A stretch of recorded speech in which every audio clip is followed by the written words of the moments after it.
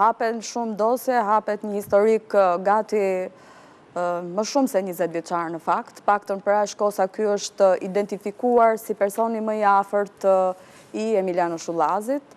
Aq i afërt sa jetonin në të njëjtën çati, le të themi, pasi shtëpia ku jetonte Emiliano Shullazi ishte me 2 hyrje, nga njëra hyrje jetonte Gilmando Dani dhe nga hyrja tjetër Emiliano Shullazi. Pra kaq të afërt kanë qenë mirë. Kaq të afërt. Për më tepër që ishte personi që gjatë periudhave të ndryshme që Emiliano Shullazi ka qenë në burg, pasi është arrestuar her pas here, ka bërë disa vite burg nga viti 2006 në vazhdim, në pas edhe në 2011-ën, 2016-ën. Në rastet kur ai pas mbylljes në BIS 41, po, pas mbylljes në 41 ky ka mbajtur le të themi në thojza biznesin që mbante dyqanin hapur. Po, pikërisht.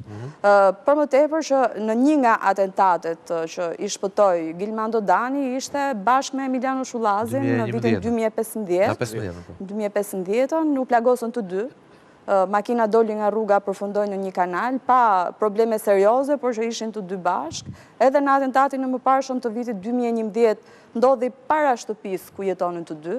Pra, sa kalon është një... Pa e thoni që kjo është një mesazh direkt për Shullazin. Është një mesazh për Shullazin, sigurisht edhe për punët e këtij, sepse çdo gjë e kanë bërë bashkë. Herë njëri në mungesë të tjetrit, herë në mbështetje të tij dhe herë si porosi të tij. Pra, ishte diçka që shkonte zinxhir her pas here. Pra, nuk dihet se kush është personi që... Sigurisht që kërkimet e para, të paktën me aq informacione sa kam unë, po bëhen në zonat e Fushkrujës, aty ku po ushtrohen dhe disa kontrole banesash në fakt, nuk dihet nëse kanë dyshime konkrete për persona konkret, apo për persona që kanë dieni dhe mund të kenë dieni për ngjarjen, por që lista mund të jetë më gjatë se kaq, pasi armiqësitë dihen që ishin të shtrira pothuajse në gjithë vendin.